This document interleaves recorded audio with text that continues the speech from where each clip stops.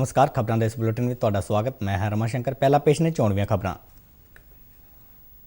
प्रधानमंत्री नरेंद्र मोदी ने भाजपा नेतावां नूं पार्टी के विस्तार और मजबूती लई तनदेही नाल काम करन दा सੱਦਾ दिता। नवीं दिल्ली में पार्टी के कौमी अहुदेदारां दी मीटिंग 'ਚ 5 राज्यां दीआं विधान सभा चोणां, आत्मनिर्भर भारत और नवे खेती कानूनां ते चर्चा की गई।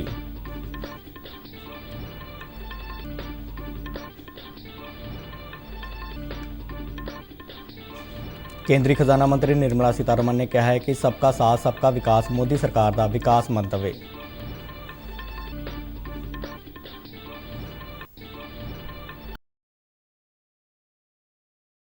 तकरीबन 11 महीनों तो बंद पई रेल सेवा अज तो मुड़ बहाल हो रही है।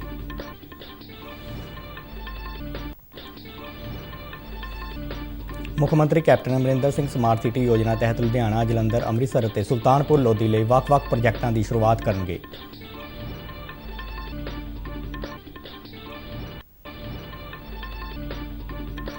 पटियाला में मात भाषा दिवस मनाया गया, जिस पंजाबी के उगे ਸਾਹਿਤਕਾਰਾਂ, कवियों और भाषा विभाग के अधिकारियों ने शिरकत की।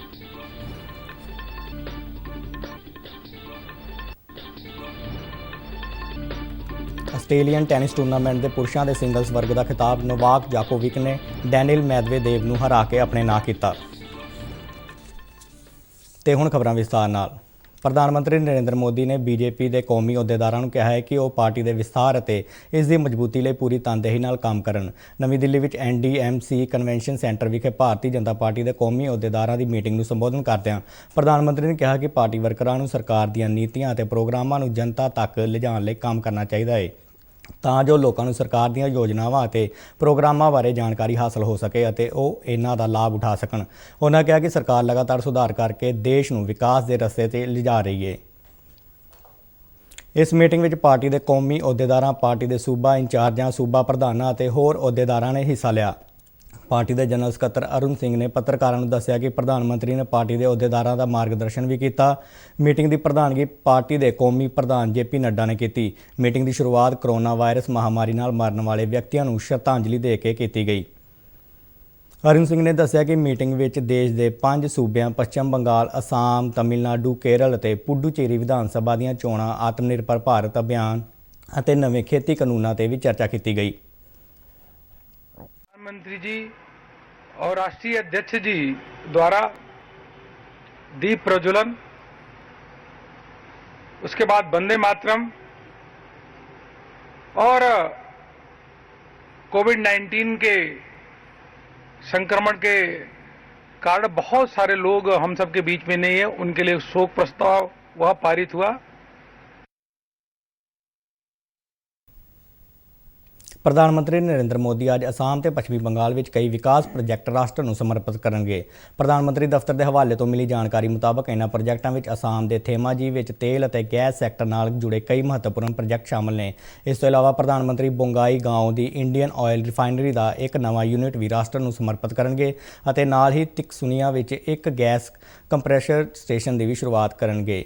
ਇਹਨਾਂ ਪ੍ਰੋਜੈਕਟਾਂ ਨਾਲ ਜਿੱਥੇ ਅਸਾਮ ਵਿੱਚ ਊਰਜਾ ਸੁਰੱਖਿਆ ਅਤੇ ਆਰਥਿਕ ਖੁਸ਼ਹਾਲੀ ਪ੍ਰਫੁੱਲਤ ਹੋਵੇਗੀ, ਉੱਥੇ ਹੀ ਇਹ ਪ੍ਰੋਜੈਕਟ ਸਥਾਨਕ ਨੌਜਵਾਨਾਂ ਨੂੰ ਬਿਹਤਰ ਰੋਜ਼ਗਾਰ ਦੇ ਮੌਕੇ ਪ੍ਰਦਾਨ ਕਰਨਗੇ। ਇਹਨਾਂ ਪ੍ਰੋਜੈਕਟਾਂ ਨੂੰ ਪ੍ਰਧਾਨ ਮੰਤਰੀ ਦੇ ਦ੍ਰਿਸ਼ਟੀਕੋਣ ਪੂਰਬੋਦਿਆ ਦੇ ਦਾਇਰੇ ਅਧੀਨ ਰੱਖਿਆ ਗਿਆ ਹੈ, ਜਿਸ ਦਾ ਮਕਸਦ ਦੇਸ਼ ਦੇ ਉੱਤਰ ਪੂਰਬੀ ਹਿੱਸੇ ਦਾ ਸਮਾਜਿਕ ਤੇ ਆਰਥਿਕ ਵਿਕਾਸ ਕਰਨਾ ਹੈ। ਇਸੇ ਦੌਰਾਨ ਪ੍ਰਧਾਨ ਮੰਤਰੀ ਪੱਛਮੀ ਬੰਗਾਲ ਦੀ ਫੇਰੀ ਦੌਰਾਨ ਹੁਗਲੀ ਵਿੱਚ ਕਈ ਰੇਲਵੇ ਪ੍ਰੋਜੈਕਟਾਂ ਦਾ ਉਦਘਾਟਨ ਕਰਨਗੇ। ਪੱਛਮੀ ਬੰਗਾਲ ਦੀ ਫੇਰੀ ਤੋਂ ਪਹਿਲਾਂ ਪ੍ਰਧਾਨ ਮੰਤਰੀ ਨੇ ਟਵੀਟ ਕਰਦਿਆਂ ਕਿਹਾ ਕਿ ਪੱਛਮੀ ਬੰਗਾਲ ਦੀ ਮਹਾਨ ਭੂਮੀ ਨੇ ਰਾਸ਼ਟਰ ਦੇ ਵਿਕਾਸ ਵਿੱਚ ਯੋਗਦਾਨ ਪਾਉਣ ਵਾਲੀਆਂ ਬੇਮਿਸਾਲ ਸ਼ਖਸੀਅਤਾਂ ਨੂੰ ਪੈਦਾ ਕੀਤਾ ਹੈ। ਉਹਨਾਂ ਕਿਹਾ ਕਿ ਪੱਛਮੀ ਬੰਗਾਲ ਨੂੰ ਗੁਣਵੱਤਾ ਵਾਲੇ ਵਿਕਾਸ ਦੇ ਸਿਖਰ ਤੇ ਲਿਜਾਣਾ ਉਹਨਾਂ ਦਾ ਵਿਜ਼ਨ ਹੈ। ਪ੍ਰਧਾਨ ਮੰਤਰੀ ਨੇ ਕਿਹਾ ਕਿ ਆਪਣੀ ਇਸ ਫੇਰੀ ਦੌਰਾਨ ਉਹ ਨੋਆਪਾਰਾ ਤੋਂ ਦਕਸ਼ਨੇਸ਼ਵਰ ਤੱਕ ਮੈਟਰੋ ਰੇਲਵੇ ਦੇ ਨਵੇਂ ਰੂਟ ਦਾ ਵੀ ਉਦਘਾਟਨ ਕਰਨਗੇ। ਮੈਟਰੋ ਦਾ ਇਹ 4.1 ਕਿਲੋਮੀਟਰ ਦਾ ਰੂਟ 464 ਕਰੋੜ ਰੁਪਏ ਦੀ ਲਾਗਤ ਨਾਲ ਬਣਾਇਆ ਗਿਆ ਹੈ। ਇਸ ਰੂਟ ਦਾ ਜ਼ਿਕਰ ਕਰਦਿਆਂ ਪ੍ਰਧਾਨ ਮੰਤਰੀ ਨੇ ਕਿਹਾ ਕਿ ਸਾਡੇ ਲਈ ਇਹ ਮਹੱਤਵਪੂਰਨ ਹੈ ਕਿਉਂ ਜੋ ਇਹ ਕਾਲੀ ਘਾਟ ਤੇ ਦਕਸ਼ਨੇਸ਼ਵਰ ਨੂੰ ਜੋੜਦਾ ਹੈ। ਪ੍ਰਧਾਨ ਮੰਤਰੀ ਅੱਜ ਕਲਾਈਕੁੰਡਾ ਤੋਂ ਝਾਰਗ੍ਰਾਮ ਤੱਕ ਦੇ 30 ਕਿਲੋਮੀਟਰ ਮਾਰਗ ਨੂੰ ਵੀ ਰਾਸ਼ਟਰ ਨੂੰ ਸਮਰਪਿਤ ਕਰਨਗੇ। केंद्रीय खजाना मंत्री निर्मला सीतारमण ने कहा है कि प्रधानमंत्री नरेंद्र मोदी की अगवाई वाली सरकार का मंत्र सारिਆਂ ਦਾ विकास करना है। बंगलुरु ਵਿੱਚ बजट संबंधी एक प्रोग्राम ਨੂੰ ਸੰਬੋਧਨ ਕਰਦਿਆਂ ਉਹਨਾਂ ਕਿਹਾ ਕਿ ਸਰਕਾਰ ਵਿਕਾਸ ਰਾਹੀਂ ਸਮਾਜ ਦੇ ਆਖਰੀ ਵਿਅਕਤੀ ਤੱਕ ਪਹੁੰਚਣ ਦਾ ਯਤਨ ਕਰ ਰਹੀ ਹੈ। ਸੀਤਾਰਮਨ ਨੇ ਕਿਹਾ ਕਿ ਸਮਾਜਵਾਦ ਵਿੱਚ ਕੇਂਦਰੀ ਪੱਧਰ ਤੇ ਫੈਸਲੇ ਲਏ ਜਾਂਦੇ ਨੇ, ਜਿਸ ਨਾਲ ਸਮਾਜ ਦੇ ਆਖਰੀ ਵਿਅਕਤੀ ਤੱਕ ਸਰਕਾਰ ਨਹੀਂ ਪਹੁੰਚ ਪਾਉਂਦੀ। ਉਹਨਾਂ ਕਿਹਾ ਕਿ ਸਰਕਾਰ ਦੀ ਜਨ ਧਨ, ਉਜਾਲਾ ਅਤੇ ਆਯੁਸ਼ਮਾਨ ਭਾਰਤ ਜਿਹੀਆਂ ਯੋਜਨਾਵਾਂ ਨੇ ਦਲਾਲਾਂ ਦੀ ਭੂਮਿਕਾ ਖਤਮ ਕਰ ਦਿੱਤੀ ਹੈ ਅਤੇ ਲਾਭਪਾਤਰੀਆਂ ਤੱਕ ਸਿੱਧਾ ਫਾਇਦਾ ਪਹੁੰਚਾ ਰਿਹਾ ਹੈ। ਖਜ਼ਾਨਾ ਮੰਤਰੀ ਨੇ ਕਿਹਾ ਕਿ ਸਰਕਾਰ ਲੋਕਾਂ ਨੂੰ ਭਰਮਾਉਣ ਵਾਲੀਆਂ ਯੋਜਨਾਵਾਂ ਨਾਲ ਸਮਾਜਵਾਦ ਦੇ ਜਾਲ ਵਿੱਚ ਫਸੀ ਹੋਈ ਨਹੀਂ ਹੈ। ਉਹਨਾਂ ਕਿਹਾ ਕਿ ਅਜਿਹੀਆਂ ਯੋਜਨਾਵਾਂ ਅਸਲ ਵਿੱਚ ਲਾਭਪਾਤਰੀਆਂ ਤੱਕ ਨਹੀਂ ਪਹੁੰਚਦੀਆਂ। ਬਜਟ ਦੇ ਪ੍ਰਸਤਾਵਾਂ ਦਾ ਜ਼ਿਕਰ ਕਰਦਿਆਂ ਖਜ਼ਾਨਾ ਮੰਤਰੀ ਨੇ ਕਿਹਾ ਕਿ ਇਹਨਾਂ ਦਾ ਅਰਥਚਾਰੇ ਤੇ ਬਹੁ ਪੱਧਰੀ ਪ੍ਰਭਾਵ ਪਵੇਗਾ। ਉਹਨਾਂ ਕਿਹਾ ਕਿ ਐਲਾਨੇ ਗਏ ਆਰਥਿਕ ਸੁਧਾਰ ਲੋਕਾਂ ਦੇ ਭਰੋਸੇ ਅਤੇ ਆਸ ਆਧਾਰਿਤ ਨੇ ਅਤੇ ਇਹ ਪੂਰੀ ਪ੍ਰਣਾਲੀ ਨੂੰ ਲਾਇਸੈਂਸੀ ਰਾਜ ਤੋਂ ਮੁਕਤ ਕਰਨ ਵਿੱਚ ਸਹਾਇਤਾ ਕਰਨਗੇ। So it's a budget not for just this year. It's a budget for setting the path for the decade. It's also a budget, of course, for this year and the year next year, because the stimulus package, which is largely dependent on government's borrowing, is aiming at sectors which provide the multiplier effect, which is the infrastructure, which is project funding, where public expenditure is going to be undertaken so that core sectors can also be the triggers through which other ripple effects can. Rail ਮੰਤਰੀ ਪਿਊਸ਼ ਗੋਇਲ ਨੇ ਕੱਲ੍ਹ 1000 ਕਰੋੜ ਰੁਪਏ ਦੀ ਲਾਗਤ ਵਾਲੇ 88 railway project ਰਾਸ਼ਟਰ ਨੂੰ ਸਮਰਪਿਤ ਕੀਤੇ। ਇਹਨਾਂ ਪ੍ਰੋਜੈਕਟਾਂ ਵਿੱਚ ਕੇਰਲ, ਤਮਿਲਨਾਡੂ, ਮੱਧ ਪ੍ਰਦੇਸ਼ ਅਤੇ ਕਰਨਾਟਕਾ ਦੇ ਰੇਲਵੇ ਦੇ ਬੁਨਿਆਦੀ ਢਾਂਚੇ ਅਤੇ ਯਾਤਰੀਆਂ ਲਈ ਸਹੂਲਤ ਨਾਲ ਜੁੜੇ ਕਈ ਪ੍ਰੋਜੈਕਟ ਸ਼ਾਮਲ ਨੇ। ਰੇਲ ਮੰਤਰੀ ਵੱਲੋਂ ਵੀਡੀਓ ਕਾਨਫਰੰਸਿੰਗ ਰਾਹੀਂ ਇਹਨਾਂ ਪ੍ਰੋਜੈਕਟਾਂ ਦੀ ਸ਼ੁਰੂਆਤ ਕੀਤੀ ਗਈ। ਇਸ ਮੌਕੇ ਰੇਲਵੇ ਦੇ ਸਮਾਗਮ ਨੂੰ ਵਰਚੁਅਲ ਮਾਧਿਅਮ ਰਾਹੀਂ ਸੰਬੋਧਨ ਕਰਦਿਆਂ ਗੋਇਲ ਨੇ ਕਿਹਾ ਕਿ ਰਾਜਾਂ ਦੇ ਵਿੱਚ ਅਤੇ ਰਾਜਾਂ ਦਰਮਿਆਨ ਆਵਾਜਾਈ ਸੰਪਰਕ ਨੂੰ ਬਿਹਤਰ ਬਣਾਉਣ ਮਹੱਤਵਪੂਰਨ ਹੈ। ਉਹਨਾਂ ਕਿਹਾ ਕਿ ਰੇਲਵੇ ਪ੍ਰੋਜੈਕਟਾਂ ਲਈ ਕੇਰਲ ਜਿਹੇ ਸੂਬਿਆਂ ਨੂੰ ਕੇਂਦਰੀ ਬਜਟ ਵਿੱਚ ਲਗਾਤਾਰ ਵਧੇਰੇ ਫੰਡ ਪ੍ਰਸਤਾਵਿਤ ਕੀਤੇ ਜਾ ਰਹੇ ਨੇ। ਉਹਨਾਂ ਕਿਹਾ ਕਿ ਰੇਲਵੇ ਸੰਪਰਕ ਭਾਰਤ ਦੀ ਅਮੀਰ ਵਿਰਾਸਤ ਨੂੰ ਸੰਭਾਲਣ ਵਿੱਚ ਯੋਗਦਾਨ ਦਿੰਦਾ ਹੈ। ਉਹਨਾਂ ਕਿਹਾ ਕਿ ਸਰਕਾਰ ਕੇਰਲ ਸਮੇਤ ਹੋਰਨਾਂ ਰਾਜਾਂ ਵਿੱਚ ਰੇਲਵੇ ਨੈਟਵਰਕ ਨੂੰ ਵਧਾਉਣ ਲਈ ਵਚਨਬੱਧ ਹੈ। ਜੰਮੂ ਕਸ਼ਮੀਰ ਵਿੱਚ ਪਿਛਲੇ ਤਕਰੀਬਨ 11 ਮਹੀਨਿਆਂ ਤੋਂ ਬੰਦ ਪਈ ਰੇਲ ਸੇਵਾ ਅੱਜ ਤੋਂ ਮੁੜ ਸ਼ੁਰੂ ਹੋ ਰਹੀ ਹੈ। ਉੱਤਰੀ ਰੇਲਵੇ ਦੇ ਚੀਫ ਏਰੀਆ ਮੈਨੇਜਰ ਸ਼ਾਕਿਬ ਯੂਸਫ ਨੇ ਸ਼੍ਰੀਨਗਰ ਵਿੱਚ ਜਾਣਕਾਰੀ ਦਿੰਦਿਆਂ ਦੱਸਿਆ ਕਿ ਸ਼ੁਰੂਆਤੀ ਤੌਰ ਤੇ ਅੱਜ ਤੋਂ ਬੇਨਿਹਾਲ ਬਾਰਾਮੂਲਾ ਵਿਚਾਲੇ ਰੇਲ ਸੇਵਾ ਸ਼ੁਰੂ ਕੀਤੀ ਜਾ ਰਹੀ ਹੈ, ਜਿਸ ਰੂਟ ਤੇ ਫਿਲਹਾਲ 2 ਰੇਲ ਗੱਡੀਆਂ ਚਲਾਈਆਂ ਜਾਣਗੀਆਂ। ਉਹਨਾਂ ਦੱਸਿਆ ਕਿ ਪਹਿਲੀ ਰੇਲ ਬਾਰਾਮੂਲਾ ਤੋਂ ਬੇਨਿਹਾਲ ਤੋਂ ਸਵੇਰੇ 9:10 ਤੇ ਚੱਲੇਗੀ, ਜਦ ਕਿ ਵਾਪਸੀ ਤੋਂ ਬੇਨਿਹਾਲ ਤੋਂ ਬਾਰਾਮੂਲਾ ਲਈ ਦੂਜੀ ਰੇਲ ਸਵੇਰੇ 11:25 ਤੇ ਰਵਾਨਾ ਹੋਵੇਗੀ। ਯੂਸਫ ਨੇ ਰੇਲ ਸੇਵਾ ਦੇ ਮੁੜ ਸ਼ੁਰੂ ਹੋਣ ਤੋਂ ਪਹਿਲਾਂ ਲੋਕਾਂ ਨੂੰ ਗੈਰ ਜ਼ਰੂਰੀ ਯਾਤਰਾ ਤੋਂ ਪਰਹੇਜ਼ ਕਰਨ ਅਤੇ ਰੇਲ ਗੱਡੀਆਂ ਵਿੱਚ ਸਮਾਜਿਕ ਦੂਰੀ ਬਣਾਏ ਰੱਖਣ ਦੀ ਅਪੀਲ ਕੀਤੀ ਹੈ। ਯੂਸਫ ਨੇ ਕਿਹਾ ਕਿ ਕੋਵਿਡ-19 ਸੰਬੰਧੀ ਸਥਿਤੀ ਆਮ ਵਾਂਗ ਹੋਣ ਤੋਂ ਬਾਅਦ ਹੋਰਨਾਂ ਰੇਲ ਗੱਡੀਆਂ ਨੂੰ ਵੀ ਸ਼ੁਰੂ ਕਰ ਦਿੱਤਾ ਜਾਵੇਗਾ। ਮਹਾਮਾਰੀ ਦੇ ਮੱਦੇਨਜ਼ਰ ਘਾਟੀ ਵਿੱਚ 19 ਮਾਰਚ 2020 ਨੂੰ ਰੇਲ ਸੇਵਾਵਾਂ ਅਸਥਾਈ ਤੌਰ ਤੇ ਬੰਦ ਕਰ ਦਿੱਤੀਆਂ ਗਈਆਂ ਸਨ। ਪੰਜਾਬ ਸਰਕਾਰ ਵੱਲੋਂ ਵਿਸ਼ਵ ਪੱਧਰੀ ਬੁਨਿਆਦੀ ਢਾਂਚੇ ਨਾਲ ਸ਼ਹਿਰਾਂ ਦੀ ਨੁਹਾਰ ਬਦਲਣ ਦੇ ਉਪਰਾਲੇ ਤਹਿਤ ਮੁੱਖ ਮੰਤਰੀ ਕੈਪਟਨ ਅਮਰਿੰਦਰ ਸਿੰਘ ਅੱਜ 1087 ਕਰੋੜ ਰੁਪਏ ਦੇ ਮਿਊਨਿਸਪਲ ਪ੍ਰੋਜੈਕਟਾਂ ਦੀ ਸ਼ੁਰੂਆਤ ਕਰਨਗੇ। ਸਮਾਰਟ ਸਿਟੀ ਦੇ ਇਹਨਾਂ ਪ੍ਰੋਜੈਕਟਾਂ ਵਿੱਚ ਲੁਧਿਆਣਾ, ਜਲੰਧਰ, ਅੰਮ੍ਰਿਤਸਰ ਅਤੇ ਸੁਲਤਾਨਪੁਰ ਲੋਧੀ ਵਿਚਲੇ ਕਈ ਸਥਾਨਕ ਪ੍ਰੋਜੈਕਟ ਸ਼ਾਮਲ ਨੇ। ਲੁਧਿਆਣਾ ਵਿੱਚ ਤਕਰੀਬਨ 36 ਕਰੋੜ ਰੁਪਏ ਦੀ ਲਾਗਤ ਨਾਲ ਮਿਊਨਿਸਪਲ ਕੰਟਰੋਲ ਸੈਂਟਰ ਦੀ ਸਥਾਪਨਾ ਅਤੇ ਲੁਧਿਆਣਾ ਸੇਫ ਸਿਟੀ ਪ੍ਰੋਜੈਕਟ ਦਾ ਵਿਸਥਾਰ ਸ਼ਾਮਲ ਹੈ। ਜਲੰਧਰ ਵਿੱਚ ਸਿਟੀ ਰੇਲਵੇ ਸਟੇਸ਼ਨ ਦੀ ਅਪਗ੍ਰੇਡੇਸ਼ਨ ਅਤੇ ਸੁਧਾਰ ਸਣੇ ਜਲੰਧਰ ਦੇ ਗਦਈਪੁਰ ਵਿਖੇ ਨਿਰਮਾਣ ਅਤੇ ਮਲਬਾ ਪ੍ਰੋਸੈਸਿੰਗ ਪਲਾਂਟ ਦੀ ਸਥਾਪਨਾ ਅਤੇ ਗੁਰੂ ਨਾਨਕ ਦੇਵ ਲਾਇਬ੍ਰੇਰੀ ਦਾ ਡਿਜੀਟਾਈਜੇਸ਼ਨ ਸੰਬੰਧੀ ਪ੍ਰੋਜੈਕਟ ਸ਼ੁਰੂ ਕਰਨਗੇ। ਮੁੱਖ ਮੰਤਰੀ ਵੱਲੋਂ ਅੰਮ੍ਰਿਤਸਰ ਲਈ ਤਕਰੀਬਨ 722 ਕਰੋੜ ਦੀ ਲਾਗਤ ਵਾਲੇ 24 ਘੰਟੇ ਨਹਿਰੀ ਪਾਣੀ ਦੀ ਸਪਲਾਈ ਸਕੀਮ, ਅੱਗ ਬੁਝਾਊ ਸੇਵਾਵਾਂ ਦੀ ਅਪਗ੍ਰੇਡੇਸ਼ਨ, ਠੋਸ ਰਹਿੰਦ ਖੂੰਹਦ ਪ੍ਰਬੰਧਨ ਦੀ ਅਪਗ੍ਰੇਡੇਸ਼ਨ ਅਤੇ ਪਾਰਕਾਂ ਤੇ ਖੁੱਲ੍ਹੀਆਂ ਥਾਵਾਂ ਤੇ ਵਿਕਾਸ ਪ੍ਰੋਜੈਕਟਾਂ ਨੂੰ ਸ਼ੁਰੂ ਕੀਤਾ ਜਾਵੇਗਾ। ਸੁਲਤਾਨਪੁਰ ਲੋਧੀ ਵਿਖੇ ਕਪੂਰਥਲਾ ਸਮਾਰਟ ਰੋਡ ਦਾ 4 ਮਾਰਗੀ ਪ੍ਰੋਜੈਕਟ ਵੀ ਸ਼ੁਰੂ ਕੀਤਾ ਜਾਵੇਗਾ, ਜਿਸ ਤੇ 77 ਕਰੋੜ ਰੁਪਏ ਤੋਂ ਵੱਧ ਦੀ ਲਾਗਤ ਆਈ ਹੈ। ਇਸ ਤੋਂ ਇਲਾਵਾ ਸੁਲਤਾਨਪੁਰ ਲੋਧੀ ਵਿੱਚ ਪਵਿੱਤਰ ਬੇਈ ਨਦੀ ਦੇ ਕਿਨਾਰਿਆਂ ਨੂੰ ਪੱਕੇ ਕਰਨ ਅਤੇ ਅੱਗ ਬੁਝਾਊ ਅਤੇ ਸੁਰੱਖਿਆ ਉਪਕਰਨਾਂ ਦੀ ਖਰੀਦ ਸੰਬੰਧੀ ਵੀ ਪ੍ਰੋਜੈਕਟ ਮੁਕੰਮਲ ਕੀਤੇ ਗਏ ਨੇ। ਅਮਰੂਤ ਯੋਜਨਾ ਤਹਿਤ 151 ਕਰੋੜ ਰੁਪਏ ਤੋਂ ਵੱਧ ਦੇ ਪ੍ਰੋਜੈਕਟਾਂ ਦੀ ਸ਼ੁਰੂਆਤ ਵੀ ਕੀਤੀ ਜਾਵੇਗੀ।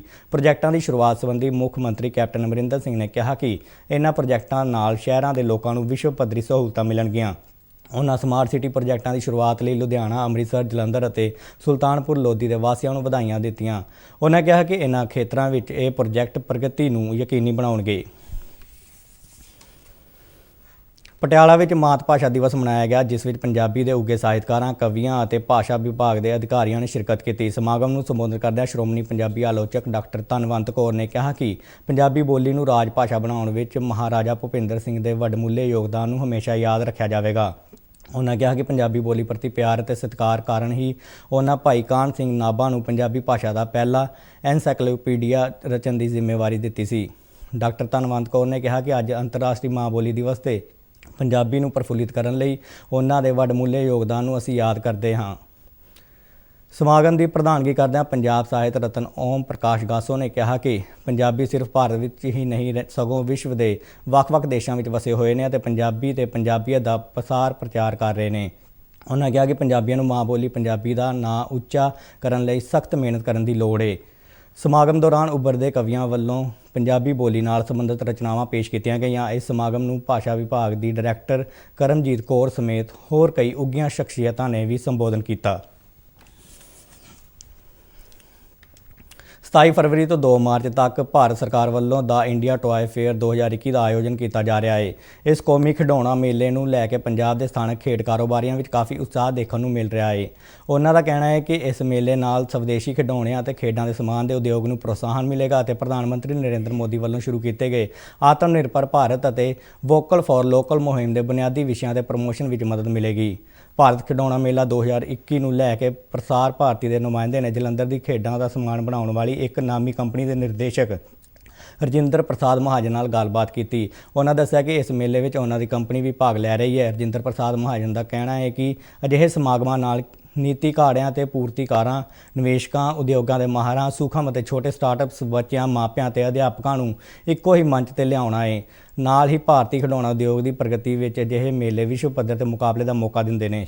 ਇਸ ਮੇਲੇ ਵਿੱਚ ਮੁੱਖ ਤੌਰ ਤੇ 1000 ਤੋਂ ਵੱਧ ਵਰਚੁਅਲ ਸਟਾਲਾਂ ਦੇ ਨਾਲ ਇੱਕ ਵਰਚੁਅਲ ਪ੍ਰਦਰਸ਼ਨੀ, ਸੂਬਾ ਸਰਕਾਰਾਂ ਵੱਲੋਂ ਵੈਬੀਨਾਰ ਦਾ ਆਯੋਜਨ, ਖਿਡੌਣਿਆਂ ਤੇ ਆਧਾਰਿਤ ਸਿਖਲਾਈ ਅਤੇ ਸਿੱਖਿਆ ਸਮੇਤ ਹੋਰ ਖੇਤਰਾਂ ਦੇ ਮਾਹਰਾਂ ਵੱਲੋਂ ਵੱਖ-ਵੱਖ ਵਿਸ਼ਿਆਂ ਤੇ ਪੈਨਲ ਚਰਚਾ ਅਤੇ ਵੈਬੀਨਾਰਾਂ ਦੇ ਨਾਲ ਗਿਆਨ ਇਜਲਾਸ, ਹੱਥ ਕਲਾ ਪ੍ਰਦਰਸ਼ਨੀਆਂ, ਮੁਕਾਬਲੇ, ਕੁਇਜ਼, ਵਰਚੁਅਲ ਟੂਰ ਅਤੇ ਉਤਪਾਦਾਂ ਨੂੰ ਉਤਾਰਨਾ ਆਦਿ ਸ਼ਾਮਲ ਹੈ। जो फेयर लग रहा है ये वर्चुअल लग रहा है। इसमें MSME यूनिट्स को सब्सिडी भी दी गई हुई है 80% सेंट्रल गवर्नमेंट द्वारा और 20% पंजाब गवर्नमेंट द्वारा। और ये तो मोदी साहब का जो कहना है कि वोकल और लोकल, ये स्कीम में काफ़ी जो छोटे उद्योग हैं उनको फ़ायदा होने वाला है।